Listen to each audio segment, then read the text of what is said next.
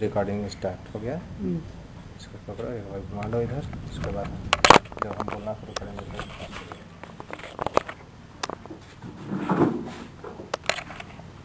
तो हम कह रहे थे कि व्यक्ति को दूरदृष्टि रखना चाहिए, आगे अग्रसोची होना चाहिए, आगे की ओर सोचने वाला होना चाहिए। आगे बढ़ते चलो, पीछे मुड़कर मत देखो कि हमने कितना चला। उससे क्या होता है, रास्ता जो होता है वह लंबी हो जाती है। यह देखो कि मुझे और कल चलना कितना शेष है, मुझे और कितना चलना बाकी है, इसकी ओर देखो। यह नहीं देखो मुड़कर हम पीछे न देखें कि हम कितना दूर चल रहे हैं। ठीक है, हम भी आगे इसी तरह करेंगे तो निश्चित तौर पर मार्ग जो है हमारा वह छोटा होगा और आसान हो जाएगा। यह कुछ बातें जो हैं नीतिगत बातें हैं जो व्यक्ति को अपने जीवन में उतारना चाहिए। इससे हमें हौसला मिलता है, आगे बढ़ने की प्रेरणा मिलता है।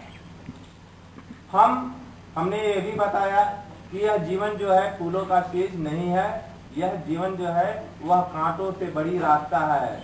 इस कांटे को हटाते हुए, मार्ग बनाते हुए हम आगे बढ़ेंगे तो निश्चित तौर पर सफलता मिलेगी। जैसे कि एक बार जितराम जतुर सर बता रहे थे कि अकेला व्यक्ति था, चल दिया आगे, है ना। उसने रास्ता बनाना शुरू किया और उसकी देखते हुए, उसकी देखा इसी करते हुए उसके साथ और बहुत सारे जुटे कि इसके काम को थोड़ा सा हम आगे पुस्टअप करना चाहिए, इसको मदद करना चाहिए। प्रशासन भी उसको मदद किया और आगे उसको वो रास्ता बना, वह आगे बढ़ा। तो उससे क्या होता है, मनुष्य को जीवन में आगे कुछ करने की तमन्ना आती है।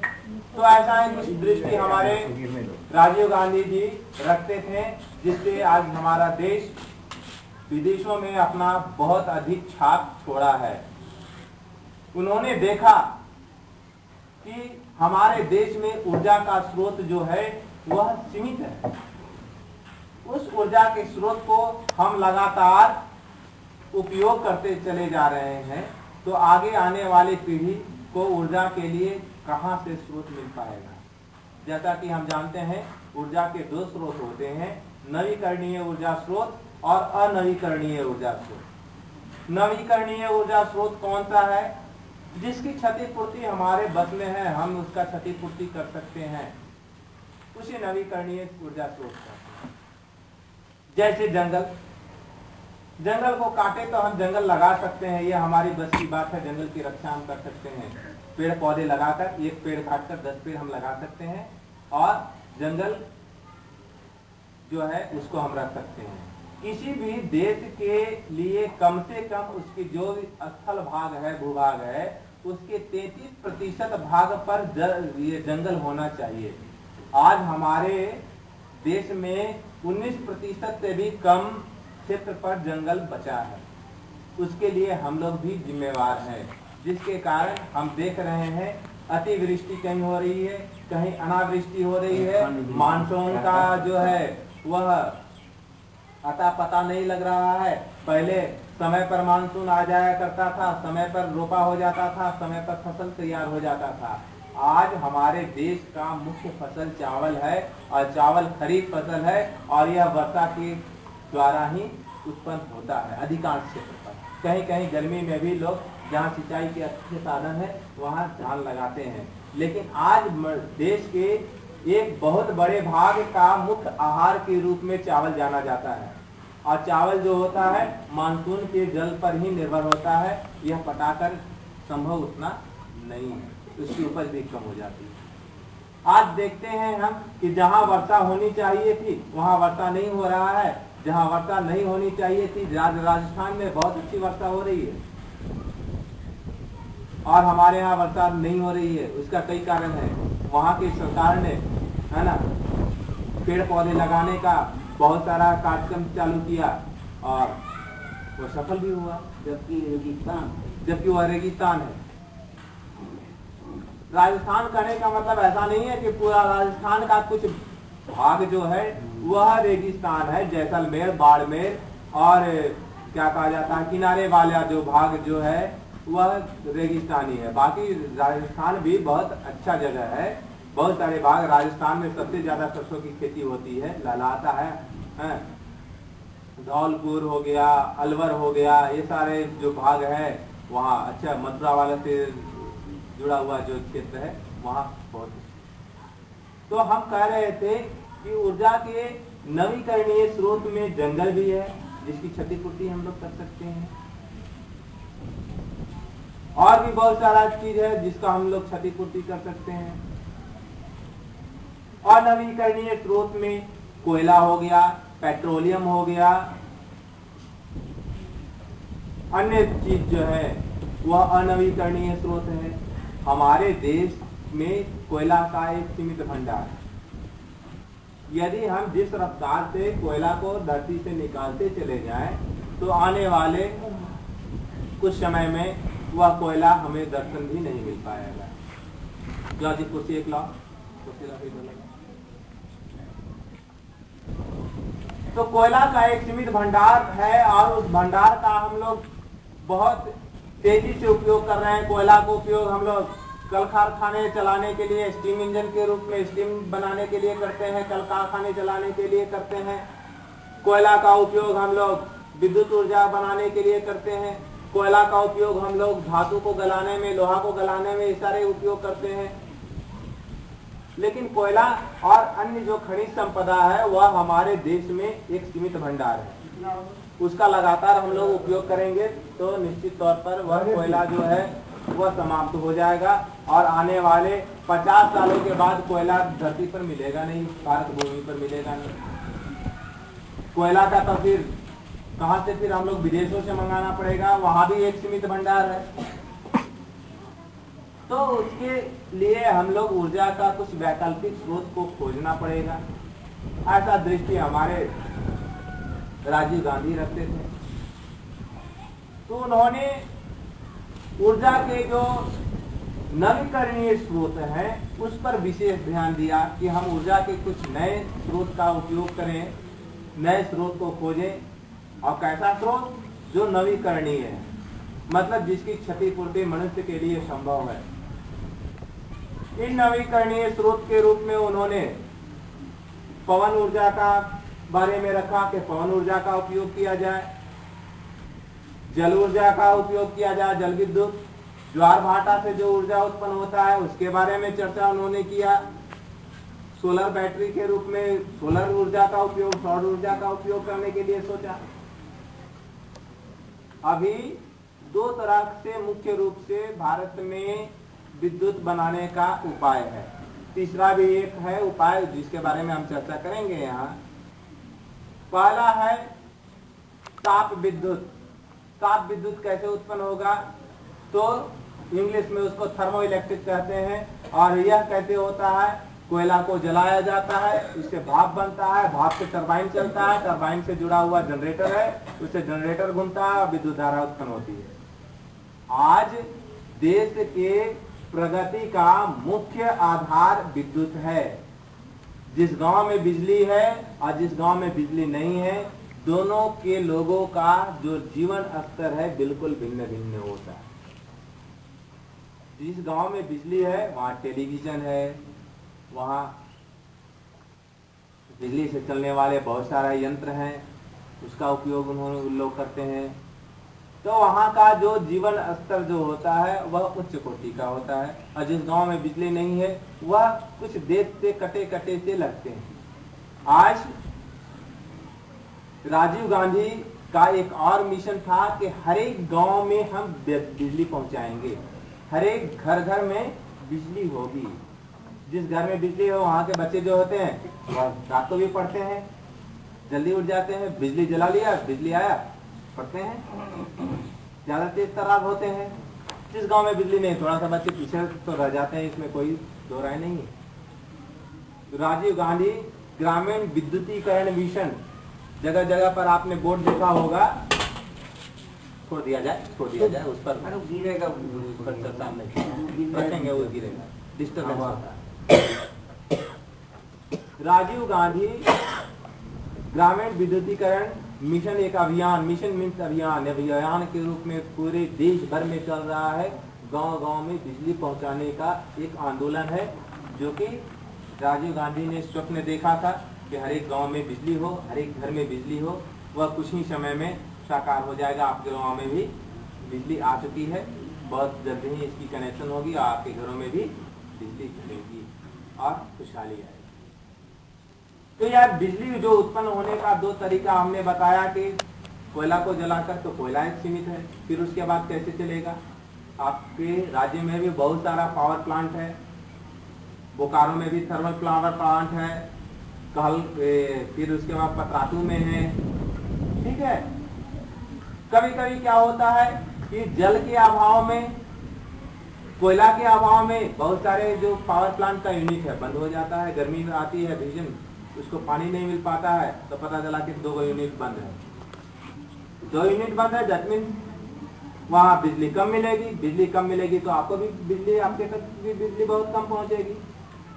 तो कोयला सीमित होने के कारण भी इस पर आगे आने वाले समय पर विपत्ति आ सकता है। तो उन्होंने कहा कि हम कुछ ऐसे जगह पर बांध क्यों न बनाएं, जहां पर हम बांध बनाकर पानी को भी इकट्ठा कर सकते हैं और उससे विद्युत धारा भी उत्पन्न किया जा सकता है। जल को बांध के रूप में बांधकर उससे जो विद्युत धारा उत्पन्न किया जाता है उसे हम जल विद्युत कहते हैं। इंग्लिश में उसको हाइड्रो इलेक्ट्रिक कहते हैं। हाइड्रो का मतलब होता है जल और इलेक्ट्रिक मतलब विद्युत। हाइड्रो इलेक्ट्रिक मतलब जल विद्युत। इस तरह से देश में बहुत सारे बड़े बड़े बांध बने हैं, भाखड़ा नंगल बांध, हीराकुंड बांध, है ना। आपके राज्य में भी एक बांध है, तिलैया में, मैथन में, है ना, पंचायत में बहुत सारा बांध बना हुआ है। ये 5 नदियां हैं, वहां पर तिलैया में बांध बनाया गया, वहां बहुत सारा पानी स्टोर है। और दामोदर नदी पर बांध बनाया गया है, पंचायत नदी पर, बराकर नदी में भी बांध बनाया गया है। ये झारखंड का नदियां हैं, इस पर बांध बनाकर उसका पानी को स्टोर करके उससे 2 फायदे हो रहे हैं। पहला, बांध बनाने से क्या फायदा हुआ कि विद्युत उत्पन्न हुआ और उस बांध का जल का उपयोग नहर से हम लोग सिंचाई के लिए कर रहे हैं, तो खेतों तक पानी पहुंच जा रहा है। यदि किसान के खेत में पानी की व्यवस्था हो जाए तो किसान खुशहाल हो जाएगा। तो ऐसा ही किया गया, बड़े बड़े बांध बनाए गए, तुम्हारे राज्य में भी बने। लेकिन उसमें कुछ कठिनाइयां आ जाती है। कठिनाइयां ये आ जाती है कि उसमें बहुत सारे बांध बनाने के दौरान जमीन डूब क्षेत्र में आ जाता है, डूब जाता है। तो यह तो समझिए कि बहुत सारा क्षेत्र जो है डूबता जरूर है, लेकिन बहुत सारे खेत में पानी पहुंचने से वहां हरियाली भी तो आ जाती है। यदि 5 एकड़ जमीन डूब गया और 5000 एकड़ में पानी की व्यवस्था हो गई, तो यह कौन सी बुरी बात है? बुरी बात है क्या? लेकिन वह 5 एकड़ वाले जमीन वाले किसान को तो थोड़ी कठिनाई होगी। तो सरकार को चाहिए कि उसको वास्तविक उसकी मुआवजा मिले, ताकि उसको भूखमरी की शिकायत न हो, भूखमरी के कगार पर वह न पहुंचे।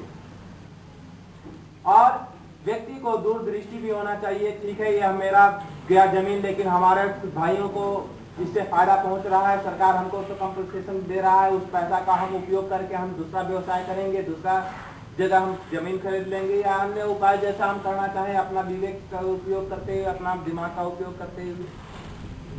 एक चीज उससे क्या होता है, बांध बनाने से फायदा क्या होता है कि आसपास का जो जल स्तर है वह ऊंचा उठता है। आज क्या है कि बरसात ठीक से नहीं होने के कारण कुआं, अभी भी हमारे घर का कुआं जो है वह 35 फीट गहरा है, लेकिन अभी उसमें चिड़िया यदि पानी पीने के लिए नीचे उतरेगी तो वह भी प्यासी रह जाएगी, एक अंजलि उसमें पानी नहीं है। कारण क्या हुआ? कारण यह हुआ कि आसपास के जो है बहुत सारे लोग जो है बोरिंग करके उसके गहरा boring 200 feet, 300 feet, 400 feet, 1000 feet गहरा बोरिंग करके पानी तो जमीन से निकाल रहे हैं। जमीन से वाटर लेवल जो है वह नीचे चला जा रहा है।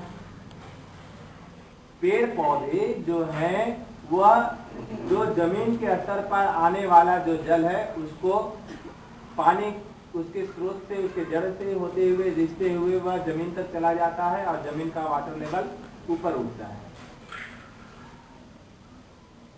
बातें नहीं, ध्यान पूर्वक सुनो, ये सब बहुत सारी बातें हैं। यही सब बातों को तुम लोग को फिर बोलना है। मैं अभी बोल रहा हूँ, इसी चीज को आप लोग को भी दोहराना है, आपको घर से लिख कर लाना है और इसी को भाषण प्रतियोगिता होगी। विषय यही है, ऊर्जा के गैर परंपरागत स्रोत। विषय क्या है? ऊर्जा के गैर परंपरागत स्रोत। कौन कौन से ऊर्जा के गैर परंपरागत स्रोत हैं, इसके बारे में आप लोग को बताना है। इसलिए मैं आप लोगों को बोला था कि आप पेन, पेंसिल, कॉपी अपना के, मैं देख रहा हूँ कि कॉपी भी बंद है, पेन भी बंद है, तो आप समझो। हो सकता है कि आप जो बोल रहे हैं आपको याद हो जा रहा हो, अच्छी बात है, बहुत अच्छी बात है। जो मैं बोल रहा हूँ आपको याद हो जा रहा है, इससे बड़ी खुशी की बात क्या बात है? हम तो अपने आप को कहेंगे बहुत बड़ा बढ़िया बात है, मैं जो बोल रहा हूँ सबका सब बच्चे समझ जा रहे हैं, अच्छी बात है। तो उससे क्या हुआ कि बड़े बांध बनाने से जमीन का स्तर, जैसे आप एक उदाहरण ले लो कि इधर आसपास की वर्षा होती है तो पल्ली पहाड़ का पानी और पहाड़ का पानी दो नाला उला से होते हुए कहाँ चला जाता है? उस नदी में चला जाता है, नन्नी नदी से होते हुए नन्नी डैम में स्टोर हो जाता है।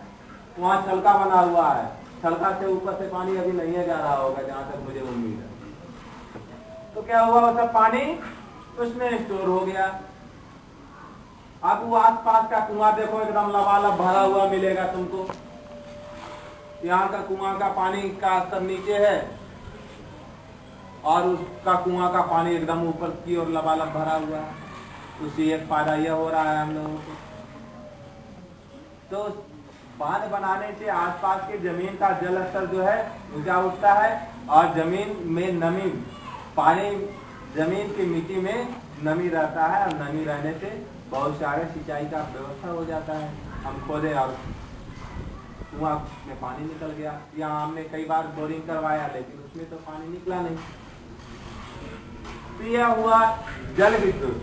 जल विद्युत के अलावा ऊर्जा के कई स्रोत का उपयोग किया जा सकता है। जैसे सूर्य से जो ऊर्जा प्राप्त हो रहा है उस ऊर्जा का हम लोग कई तरह से उपयोग कर सकते हैं। सोलर सेल है, सोलर सेल से ऊर्जा से हम बैटरी को चार्ज कर लेंगे, फिर उसके बाद जब सूरज के प्रकाश नहीं रहेगी तो उस बैटरी का उपयोग हम लोग उसे टीवी चलाएंगे, पंखा चलाएंगे, अन्य चीज चलाएंगे। सौर ऊर्जा का उपयोग सोलर कुकर के रूप में हम लोग करेंगे। उससे क्या होगा कि सूरज का प्रकाश उस पर पड़ेगा, भोजन आसानी से बन जाएगा। ये सौर कुकर हो गया, बत्ती जलेगा। इस तरह बहुत सारे काम सौर ऊर्जा से हम लोग कर सकते हैं। इसी प्रकार पवन ऊर्जा है। बहुत सारे क्षेत्र ऐसे हैं जहां पर सालों भर नियमित रूप से हवाएं चलती रहती है। वहां बड़े बड़े ऊंचे ऊंचे टावर बनाए जाते हैं, उसमें बड़ा बड़ा डैना वाला पंखा लगा दिया जाता है। हवा चलती है, पंखा का डैना भी घूमता है, और पंखा का डैना घूमता है तो उससे जुड़ा हुआ बेल्ट से जनरेटर घूमता है, जनरेटर घूमता है, विद्युत उत्पन्न होता है और विद्युत आपके घरों तक पहुंचता है। यह पवन ऊर्जा हो गया। इसी प्रकार ज्वारीय ऊर्जा होता है। समुद्र के किनारे एक नियमित रूप से ज्वार आता है और वापस चला जाता है। लहरा ऊपर उठता है, तो लहरा ऊपर उठता है तो बहुत सारे टैंक बना हुआ है, टैंक भर जाता है। अब टैंक भर गया तो उसमें से पाइप बना हुआ है टैंक का पानी बाहर निकलने के लिए।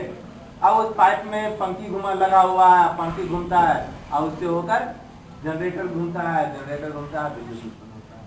यह ज्वारीय ऊर्जा। उसमें हिंग लगे ना फिटकिरी, कोई हानि नहीं होता है, कोई क्षति नहीं होता है, किसी प्रकार का कोई प्रदूषण नहीं होता है।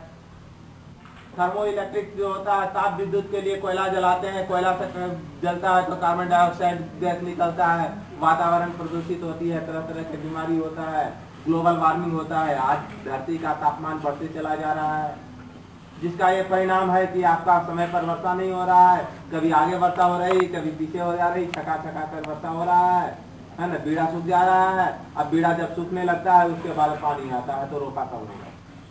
तो रोपा बीत जाने के बाद पानी आता है। 10-15 दिन के बाद देखना खूब मूसलाधार वर्षा होगी और तब तक पता चला कि सब बीड़ा बूढ़ा हो गया।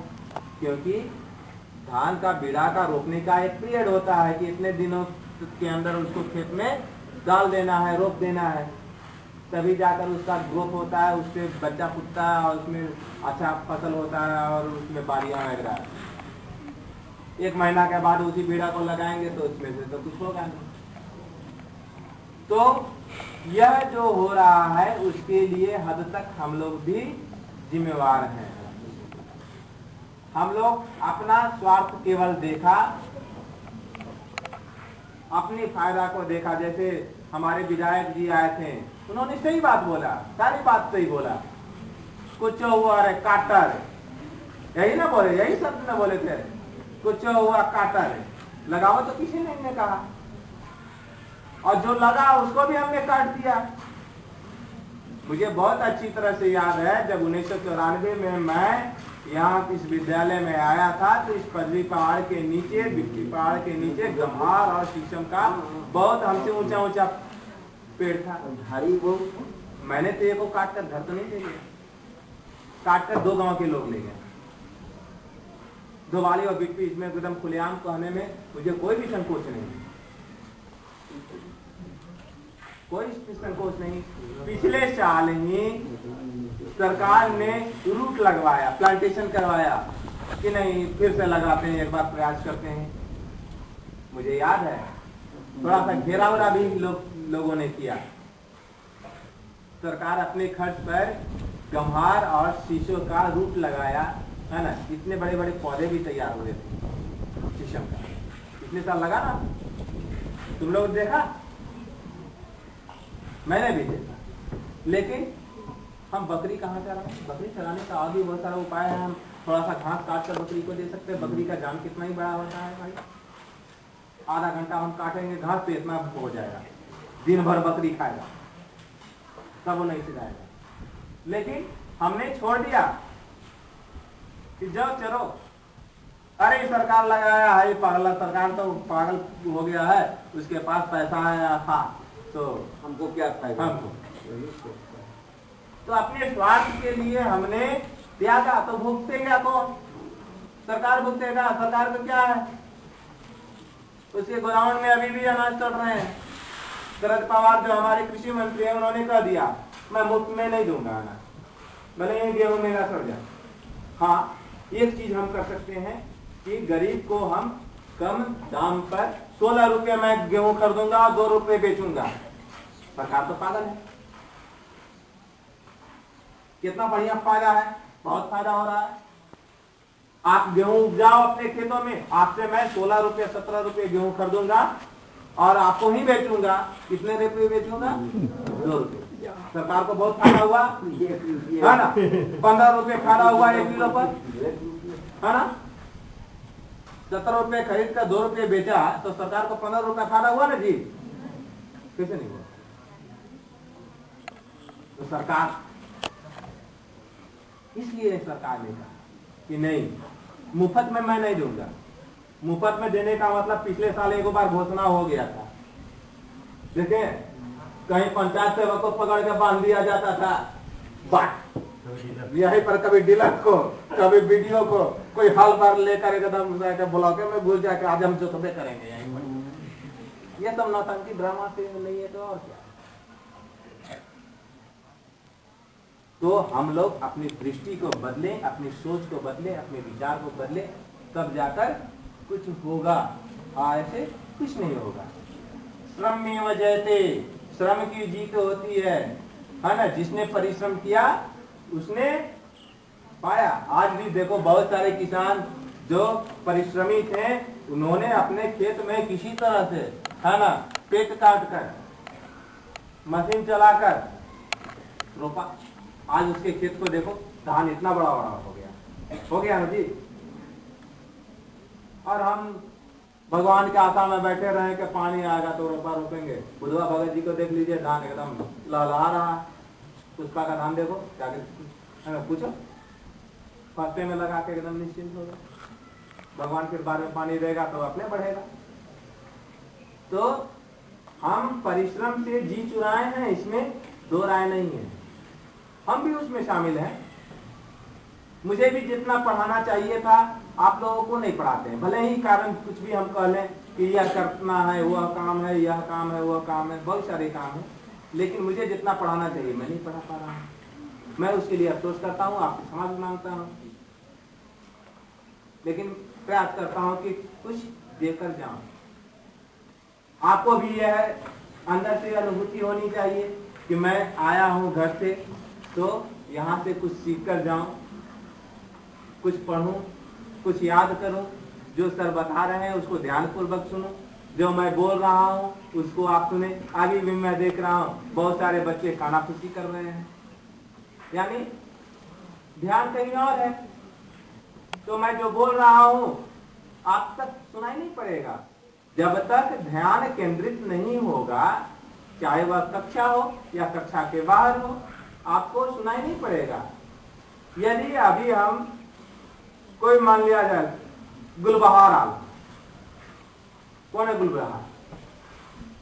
अब गुलबहार का ध्यान यदि घर पर रहेगा तो मैं यहां से गुलबहार गुलबहार बोलता रहूंगा, लेकिन गुलबहार सामने है, लेकिन गुलबहार को सुनाई नहीं पड़ेगा। क्यों?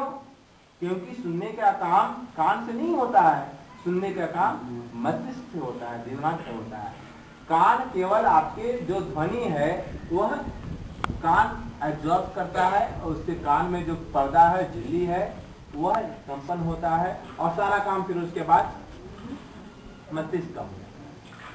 तो चूंकि मस्तिष्क किसी और काम में बटा हुआ है, दूसरा काम कर रहा है, ध्यान कहीं और आपका बटा हुआ है, इसलिए आप सामने रहते हुए भी दूसरा बच्चा सुन रहा है लेकिन आप नहीं सुन रहे हैं उसके पीछे। और सुनेंगे नहीं तो समझेंगे नहीं, समझेंगे नहीं, समझना का भी काम दिमाग ही करता है, आप नहीं करते। इसलिए जब कोई शिक्षक आपको कुछ बता रहे होते हैं तो आप अपना ध्यान बिल्कुल सामने केंद्रित करें। जब शिक्षक यदि बोल रहे होते हैं तो आपका आंख कहाँ होना चाहिए? उनके चेहरे पर होना चाहिए, पहली बात। दूसरी बात, जब शिक्षक ब्लैक बोर्ड पर लिख रहे होते हैं तो आपका ध्यान उनके चौक पर होना चाहिए कि क्या वह लिख रहे हैं। मैं देखता हूं कि सर लोग लिख रहे होते हैं ब्लैक बोर्ड पर और आप उसको उतार रहे होते हैं। क्या हड़बड़ी है भाई? क्या शिक्षक समय नहीं देते हैं क्या? ये कॉलेज की पढ़ाई थोड़ी है कि एक हाथ से लिख रहे हैं सर, दूसरे हाथ से मिटाते चले जा रहे हैं। वैसी तो पढ़ाई नहीं हो रही है। आपको लिखने के बाद समय दी जाती है कि इतने समय पर आप उसको लिखो। मैं पुनः विषय से हट गया, लेकिन यह बहुत ही आवश्यक चीज है, आप उस पर ध्यान दें, हमारे शिक्षक भी उस पर ध्यान दें कि जब आप पढ़ा रहे होते हैं तो प्रयास करें कि अधिकांश बच्चे का ध्यान आपके चेहरे की ओर हो। जब आप लिख रहे होते हैं तो आप अधिकांश बच्चे का ध्यान आपके ब्लैक बोर्ड पर, चौक की ओर, तभी जाकर बच्चे उस चीज को समझ पाएंगे। हम ऊर्जा के स्रोत की चर्चा कर रहे थे, कहां से कहां आया। तो हम क्योंकि जंगल की बात आई तो सारा चीज है, हमने शोर प्रदूषण के बारे में बताया कि पेड़, सड़क के किनारे पेड़ पौधे लगाए जा रहे हैं, उसका मुख्य उद्देश्य यह है कि कम से कम प्रदूषण हो, शोर प्रदूषण हो, प्रदूषण की तरह से।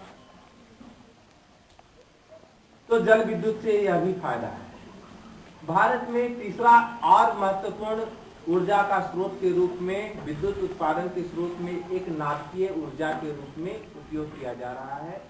भारत के पास नाभिकीय ईंधन के रूप में, उसमें कोयला की आवश्यकता नहीं पड़ती है, उसमें जल की आवश्यकता तो पड़ती है। ऊर्जा का जिस तरह से कोयला वहां आवश्यक पदार्थ होता है, उसी प्रकार यहाँ नाभिकीय ईंधन के रूप में थोरियम और यूरेनियम का उपयोग किया जाता है। थोरियम और यूरेनियम भारत में बहुत बड़ा राशि में है। खुशी की बात है कि यूरेनियम का बहुत बड़ा भंडार हमारे झारखंड में है। जादूगोड़ा पश्चिम सिंहभूम में एक जगह है जहाँ पर घाटशिला एक जगह है, घाटशिला के पास ही जादूगोड़ा जगह है, वहां पर यूरेनियम का बहुत बड़ा भंडार है।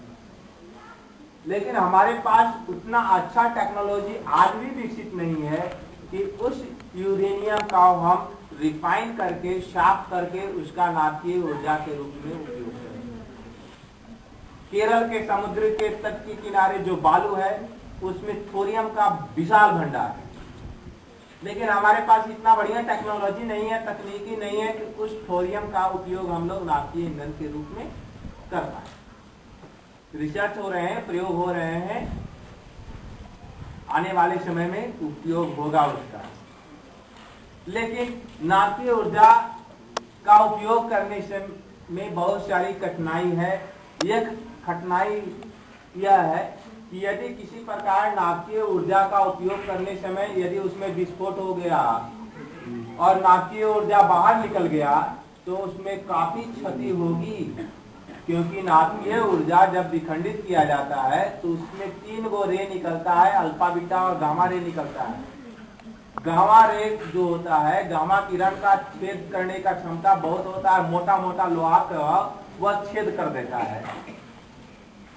तुम्हारे शरीर के कोशिका और हड्डी की क्या होता है उसके सामने?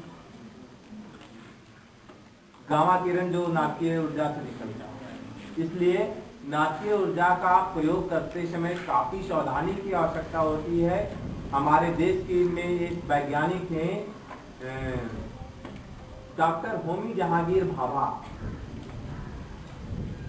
डॉक्टर होमी जहांगीर भाभा, इन्होंने एटॉमिक रिएक्टर बनाया, भट्टी बनाया, जहां पर नाभिकीय ईंधन को तोड़कर उससे जो ऊर्जा निकलेगा उस ऊर्जा का उपयोग विद्युत बनाने में किया जाएगा। एक कठिनाई इसमें और है कि नाभिकीय ऊर्जा को जब तोड़ा जाता है तो उससे जो ऊष्मा निकलता है वह काफी विशाल होता है। जिस प्रकार सूरज से जो निकलता है ऊष्मा, वो भी नाभिकीय संलयन अभिक्रिया के फलस्वरूप निकलता है। नाभिकीय संलयन अभिक्रिया में क्या होता है कि छोटे छोटे नाभिक जुड़कर बड़े नाभिक का निर्माण। जैसे सूर्य से हमें जो ऊर्जा प्राप्त होता है वह कई रूप, पहले लोगों को पता नहीं था। पहले कुछ वैज्ञानिक ने कह दिया कि सूर्य के पास कोयला का बहुत बड़ा विशाल राशि है। वह सूर्य जो है जलता हुआ कोयला का गोला है। तो हम जानते हैं कि कोयला जलेगा तो राख होगा, तो ऊपर से तो अब तक कोयला समाप्त हो जाना चाहिए और सूरज को खत्म हो जाना चाहिए। लेकिन सूरज आज के करोड़ों वर्ष जितना तेजी से चमकता था, आज भी उतना ही तेजी से चमक रहा है। और ये भी हम जानते हैं कि किसी भी चीज को जलाने के लिए क्या चाहिए? कोई भी चीज कब जलेगा? जब ऑक्सीजन रहेगा। तो हम जानते हैं कि ऑक्सीजन का एक लेयर है पृथ्वी के चारों ओर, कुछ ही किलोमीटर तक ऑक्सीजन है, उसके ऊपर ऑक्सीजन वगैरह है नहीं। तो यह सिद्धांत खत्म हो गया। इसी प्रकार बाद में बताया कि वहां हाइड्रोजन है, हाइड्रोजन जल रहा है। तो हाइड्रोजन भी जलेगा, तो हाइड्रोजन जलाने के लिए ऑक्सीजन चाहिए और हाइड्रोजन और ऑक्सीजन आपस में अभिक्रिया करेगा तो जल बनेगा। यह भी सिद्धांत फेल हो गया। फिर बाद में पता चला, लोगों ने लगाया कि नहीं, हाइड्रोजन के सूरज के नाभिक में हाइड्रोजन का बहुत विशाल राशि है और यह हाइड्रोजन जो है आपस में टकराते हैं और नाभिकीय संलयन विक्रिया होता है और हीलियम का नाभिक बनाते हैं और इससे विशाल राशि ऊर्जा का निकलता है। वही विशाल राशि हमारे तक पहुंचता है। सूरज से जो प्रकाश है वह हमारे धरती तक पहुंचने में 8 मिनट का समय लगाता है और हम जानते हैं कि 1 सेकंड में प्रकाश कितना किलोमीटर चलता है? 8 लाख किलोमीटर चलता है। तो सोचो कि कितना 8 मिनट में 8 7 48 480 सेकंड, 480 सेकंड में से गुना कर लो कितना दूर हमसे सूरज है। सूरज से हमारे पृथ्वी की दूरी निकल गया। तो इसी प्रकार नाभिकीय रिएक्टर हमारे देश में बहुत जगह बनाया गया। बम्बई में बनाया गया है ना, साउथ इंडिया में भी बनाया गया, तारापुर में बनाया गया है ना, कलपक्कम में बनाया गया, बहुत सारा जगह पर नाभिकीय रिएक्टर बनाया गया। आज नाभिकीय ऊर्जा से हमारे बहुत देश के कई भागों में ऊर्जा मिल रहा है। तो इसकी भी भंडार एक सीमित मात्रा में भंडारण है, यह भी आने वाले समय में खत्म हो सकता है। तो हमें हर समय वैकल्पिक ऊर्जा के खोज के लिए प्रयास जारी रखना चाहिए। वैज्ञानिक लोग प्रयास कर रहे हैं कि अब जल है वो पानी से हम लोग ऊर्जा बनाएंगे हो सकता है आने वाले समय पर ये सक्सेस हो जाए, सफलता प्राप्त हो और आने वाले समय में पानी से भी ऊर्जा निकालने का कोई विधि विकसित कर ले वैज्ञानिक लोग, फिर हम लोग आगे बढ़ पाएंगे। आप लोग को भी आगे आकर इसमें ध्यानपूर्वक पढ़ना होगा, ध्यानपूर्वक पढ़िए, आगे आपको भी हो सकता है मौका मिले, हम आपके बीच से ही बहुत सारे बच्चे हो सकता है वैज्ञानिक बन जाए, कुछ नए खोज करें और ऊर्जा का नए संसाधन का भी उपयोग करना चाहिए। लेकिन आवश्यकता यह है कि जितने भी संसाधन पृथ्वी पर मौजूद है उस संसाधन का हम लोग अपने विवेक के अनुसार अपने दिमाग का उपयोग करते हुए खर्च करें, नहीं तो आने वाले पीढ़ी को हम मुंह दिखाने लायक काबिल नहीं रह पाएंगे।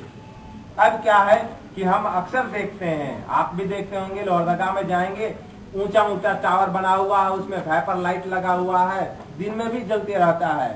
सरकार को यह दिमाग नहीं है या ऐसे भी व्यवस्था नहीं है जो उसको ऐसा सिस्टम बनाए। उसमें ऐसा सिस्टम लगा हुआ था, सरकार ने बनाया तो अच्छा सोचकर बनाया था कि ये लगा देंगे तो आसपास 2 किलोमीटर तक प्रकाश देगा। उसमें ऐसा सेंसर लगा हुआ था, जब शुरू प्रोजेक्ट बनाया तो जैसे ही अंधेरा होगा यह अपने आप जल जाएगा,